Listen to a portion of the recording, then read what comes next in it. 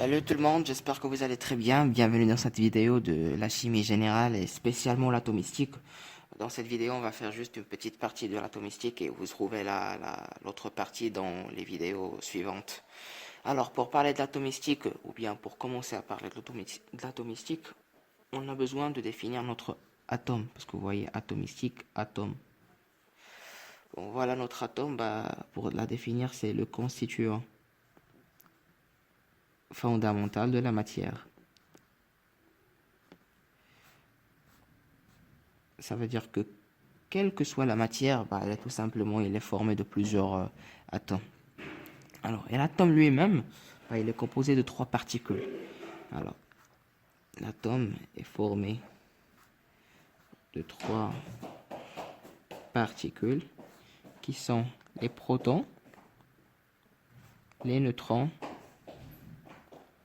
et les électrons. Donc, pour connaître l'atome, notre atome, pour la connaître, on doit d'abord savoir les caractéristiques des neutrons, des protons et des électrons. Donc l'atome, comme on a dit, c'est un noyau qui est entouré par un nuage électronique. Voilà notre noyau. Et voilà à peu près la nuage électronique. Moi, ça veut dire électronique. J'ai pas besoin d'écrire tout le mot. Je l'abrevie en moins. Voilà, donc ça, c'est les électrons. Et là, pour le noyau, c'est pas le cas. Parce que le noyau, il est formé de deux particules qui sont les protons, plus les neutrons.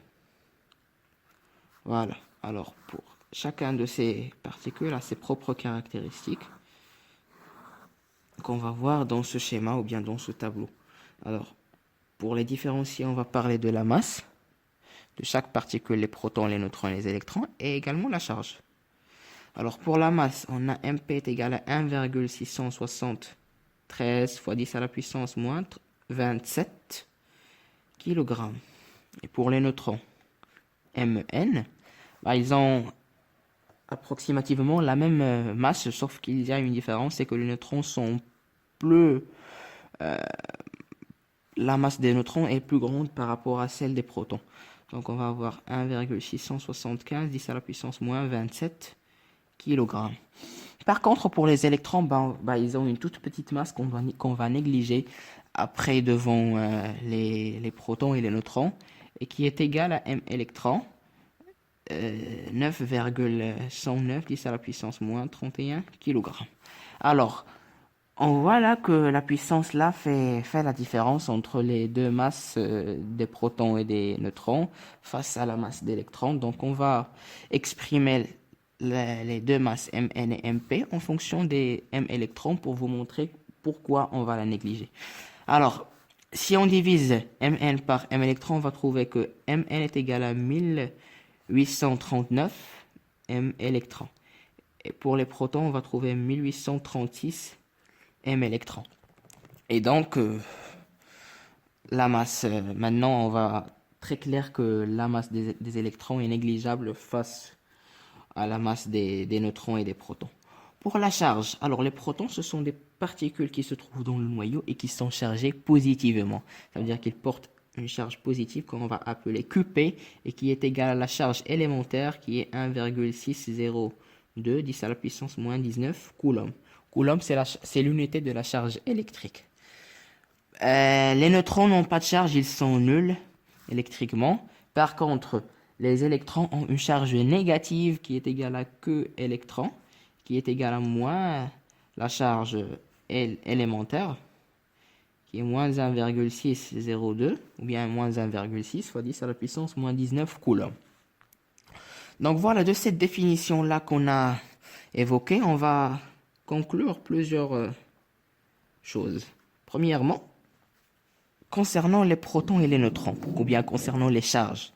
Alors, pour différencier les atomes entre eux, on doit poser des grandeurs ou bien des nombres qui vont nous pouvoir faire la différence entre les atomes entre eux. Ça veut dire, on va poser, par exemple, voilà, le Z, la première grandeur qui va nous faire la différence, et qui est appelé le numéro atomique.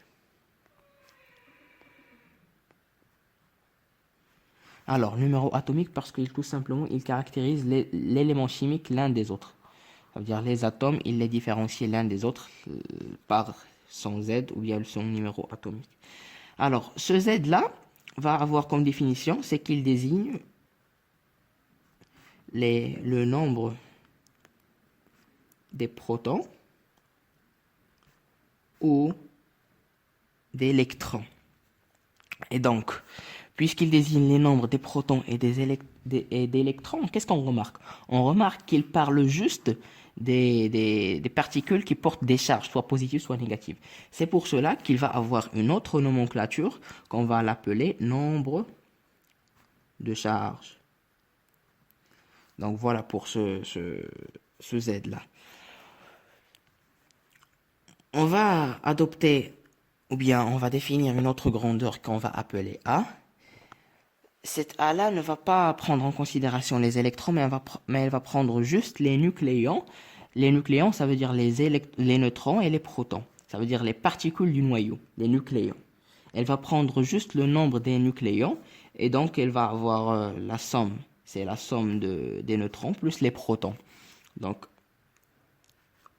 ça s'appelle, si elle prend en considération juste les protons et les neutrons, donc on va l'appeler nombre de masse, parce que la masse des protons et d'électrons, par rapport à la masse des protons et des neutrons, pardon, par rapport à la masse des électrons, bah, la masse des électrons est négligeable face à la masse du noyau. Donc on va appeler ce nombre de masse.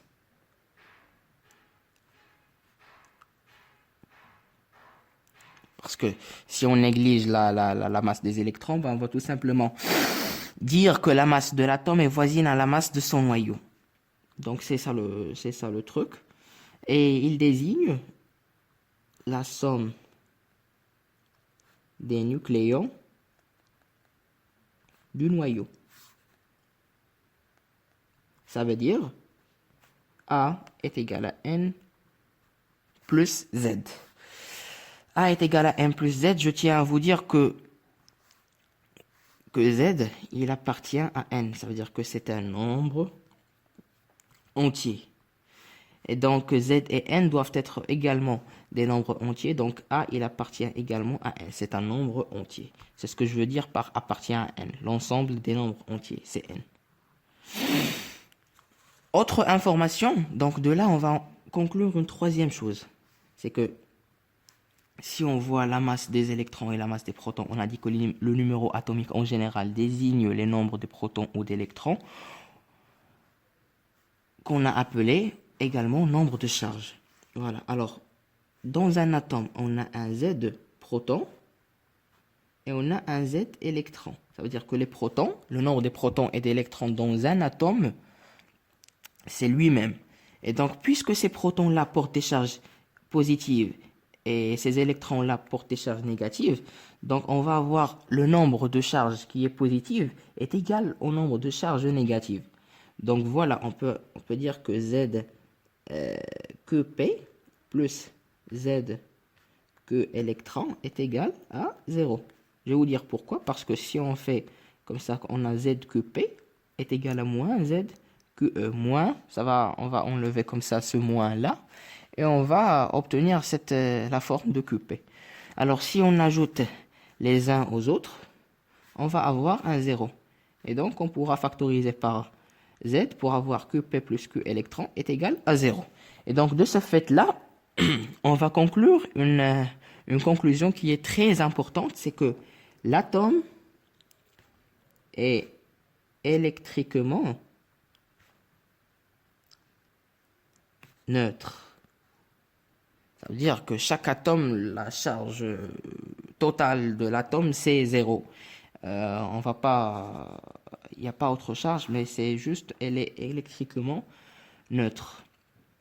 Voilà, fini avec le Z, on a extrait toutes les informations.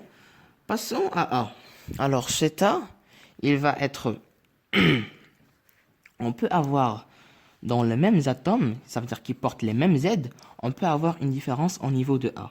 Ça veut dire si on a une différence au niveau de A, bah, c'est tout simplement la différence, ça va être au niveau du nombre des neutrons. Et donc si par exemple on prend un exemple de... D'abord, prend un exemple du carbone, ben on peut avoir des carbones qui ont 12 neutrons et on peut avoir des carbones qui ont 13 neutrons. Et donc N pour les carbones qui ont 12 neutrons, ça sera 6. Et l'autre, ça sera 7. Et donc là, on voit la différence au niveau des neutrons. Donc ces deux atomes-là, on va les appeler des isotopes. Voilà. Donc cette A, il va nous engendrer la définition des isotopes, qui veut dire ce sont les atomes qui ont le même Z, mais qui diffèrent au niveau de A. Ce sont des isotopes. Et donc ces isotopes-là, ils vont avoir des particularités physiques, mais les propriétés chimiques vont rester les mêmes pour tous les isotopes. Donc de ces deux nombres-là, on a A et Z. On va identifier l'atome. Et donc pour identifier l'atome, on va l'écrire sous la forme suivante. X, Z, A. Alors X, c'est le nom de l'atome. Et qui est cet X là qui est extrait en général on prend les initiales des noms. Parfois si on a les mêmes initiales, on prend la deuxième ou bien la deuxième lettre ou soit voyelle soit consonne et on la met à côté. Et pour les Z et pour les A, on les calcule et on les met là. Z là et A. Donc voilà pour l'identification de l'atome. On va parler maintenant des isotopes. On a dit que les isotopes, ils ont des propriétés chimiques qui sont identiques, mais des propriétés physiques qui sont différentes. Par exemple, on prend par exemple l'hydrogène. On a l'hydrogène 1,1, l'hydrogène 1,2 et l'hydrogène 1,3. Donc voilà les trois hydrogènes qui diffèrent au niveau des neutrons, ou bien du nombre du neutron plus précisément. Alors, ces deux-là, ils vont avoir tous les deux un caractère radioactif, plus ou moins. Ça veut dire qu'ils vont avoir la radioactivité. C'est le fait de libérer des électrons ou bien la radioactivité, c'est un domaine ou bien ça veut dire que les atomes là ont des caractères radioactifs. Et ils vont avoir une différence également au niveau de la masse. Vous allez me dire, mais pourquoi? Donc voilà A. On a dit que A c'est le nombre de masses. Et pour celui-là, on a A1 qui est égal à 1. A2 est égal à 2. A3 est égal à 3. Alors, on a dit que la masse d'un atome est la somme de la masse de ses particules. Alors, on va considérer juste la masse des particules.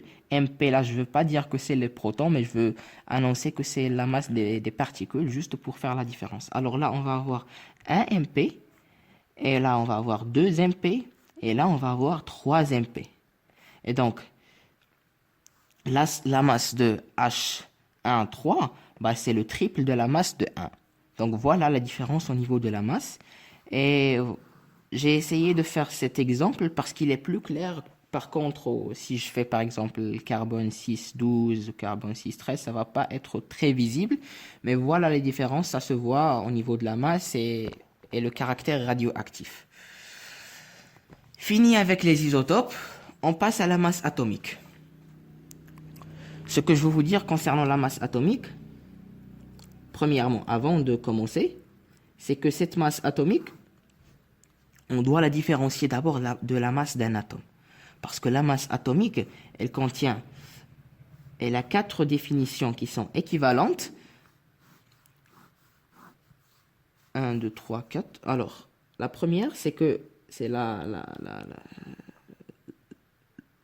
référence qui est la masse d'une mole d'atome. Et de celle-là, on va avoir des définitions équivalentes.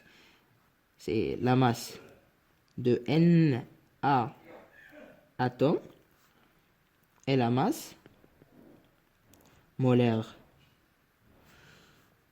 atomique. Et finalement, la masse en atomes grammes. Alors, pour montrer l'équivalence, on va partir de la masse d'une mole d'atome et démontrer qu'elle est égale à la masse de Na atomes et la masse molaire atomique et la masse en atomes grammes. Alors, la masse d'une mole d'atome, c'est si on prend une mole d'atome, la masse de cette mole d'atome, c'est la masse atomique. Donc, de celle-là, on va démontrer ces deux-là, et je vais vous montrer la relation que vous allez utiliser. Alors, on a N est égal à N sur Na, et puisque N, dans ce cas, est égal à 1, donc, alors, 1 est égal à N sur Na. Et donc, Na est égal à N. Alors, pour avoir la masse atomique, c'est tout simplement la masse de Na atomes, parce que si on remplace cette Na là, on va avoir Na sur Na qui est égal à 1 mole. Donc voilà la démonstration de la masse de Na atomes. La même chose pour la masse molaire atomique, on va utiliser l'autre relation, N est égal à M sur M, grand M. Implique, on a N, on va la remplacer par 1, cette 1 là va venir, 1, puisque la masse atomique est égale à la masse d'une mole d'atome. Et donc 1 est égal à M sur M, implique que M est égal à grand M. Ça veut dire que pour avoir une mole d'atomique, il suffit juste de prendre la valeur de la masse atomique et on va avoir la masse molaire atomique et on va avoir la masse atomique. Pour la quatrième, alors la masse en atomes grammes, la masse en atomes grammes c'était utilisé avant parce que on avait utilisé autrefois la masse en atomes grammes. C'est tout simplement la masse. C'est la masse des atomes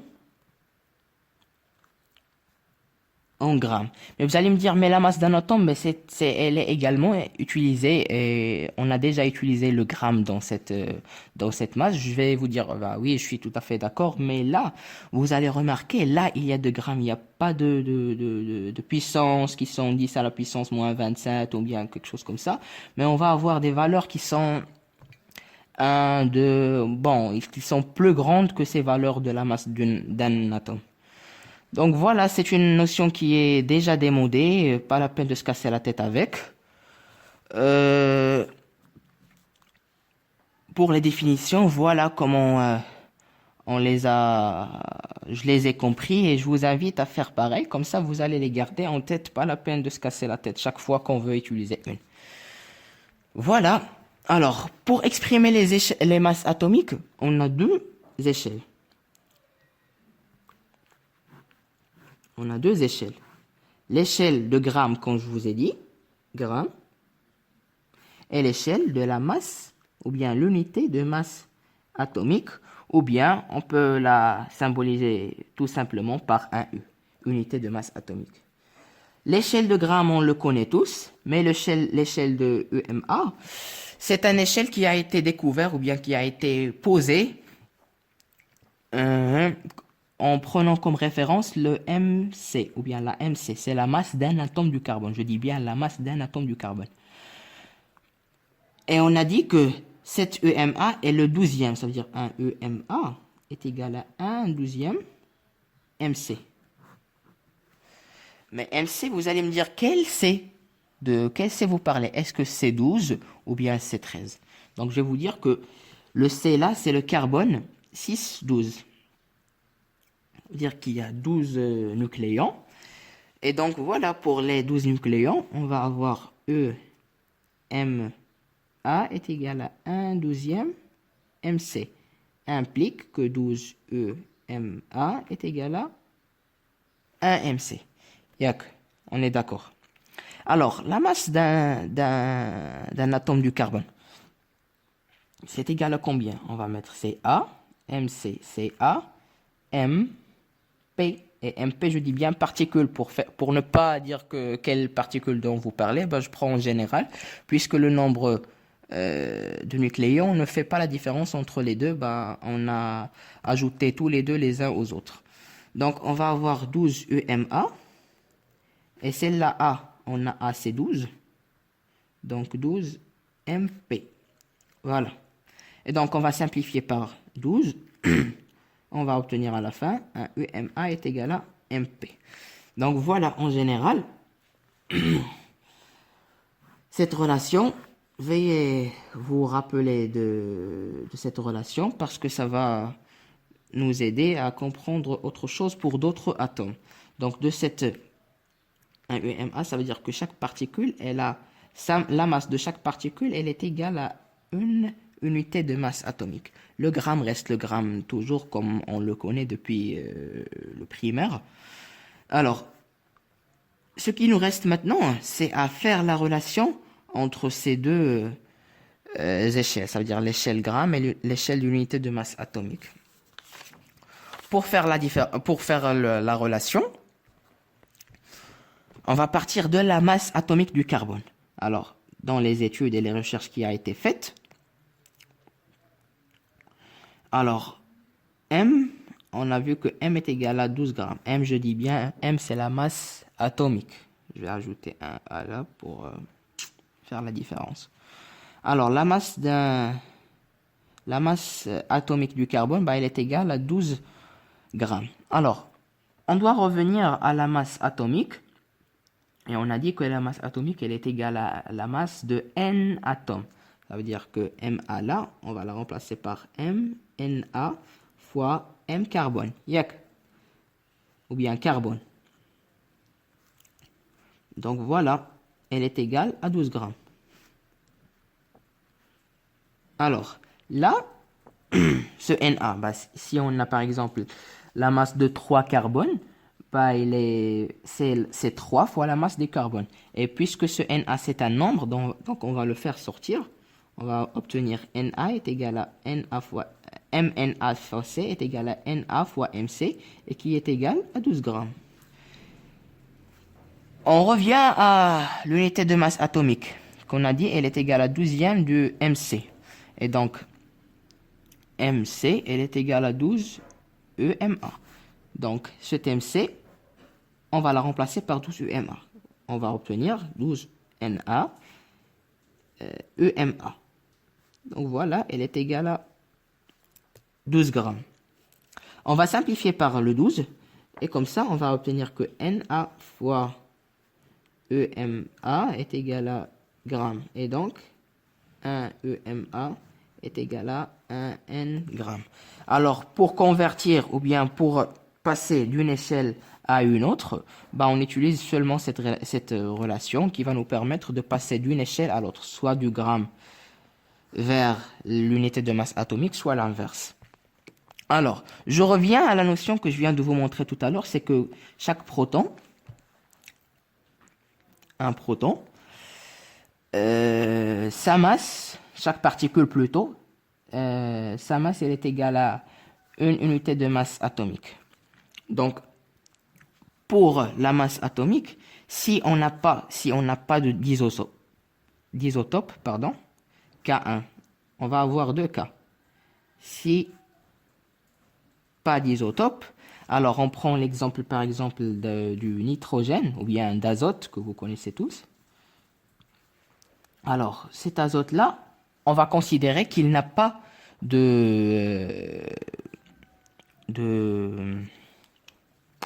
d'isotope, pardon.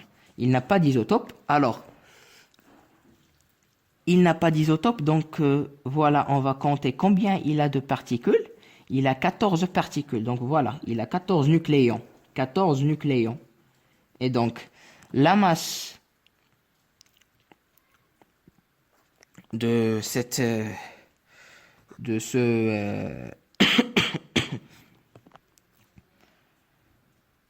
la masse de cet atome, bah, elle est égale à 14 grammes. Vous allez me dire pourquoi. La masse atomique, et je dis bien la masse atomique, atome gramme. Parce que je reviens à cette relation. Vous allez me dire, voilà, N, on a dit que N, 14, la masse d'un atome d'azote, elle est égale à 14 EMA. Voilà. Voilà, c'est ce qu'on vient de dire tout à l'heure. On a dit que chaque proton, ou bien chaque particule, elle a une unité de masse atomique. Et donc voilà. Si on multiplie, ça c'est la masse atomique. Alors la masse Mn, ça c'est Mn14. Si on multiplie par N, 14 EMA, alors on va obtenir la masse atomique. C'est la masse atomique de le nitrogène, ou bien de l'azote. Donc voilà, Na fois Ma, on revient à cette relation, Na fois Ma, c'est le gramme. Donc voilà, on va avoir 14 grammes pour la masse atomique. Ça veut dire que tout simplement, cette règle va nous permettre de passer de la masse d'atome vers la masse atomique. Vous avez compris, je crois. La masse d'atome, elle est toujours exprimée par l'unité de masse atomique. Par contre, la masse atomique, elle est exprimée en grammes. On va avoir les mêmes valeurs juste parce que là, il n'y a pas le cas de pas d'isotope. Le deuxième cas, si on a des isotopes, ça veut dire qu'il existe des isotopes, alors on va prendre en considération leur abondance dans la nature. Alors, par exemple, si on a là le chlore, abondance et la masse atomique. On a deux formes de chlore, on a le 35 et 37. On va prendre par exemple là, l'abondance de celui-là est 75% et sa masse, elle est égale approximativement à 35. Voilà, cette règle. Et là, on va avoir une 25%. Abondance par pourcentage, bien sûr. Donc là, on va trouver sa masse qui est égale à 37. Et donc, pour faire la masse atomique du chlore en général, c'est 35 fois 75, ou bien 75 sur 100, plus 37 fois 25 sur 100. Bah, c'est tout simplement, on va avoir approximativement 37,45, comme ça, grammes. Voilà. Voilà, j'ai fini avec cette partie. Vous allez trouver la partie prochaine dans la prochaine vidéo. Je vous remercie.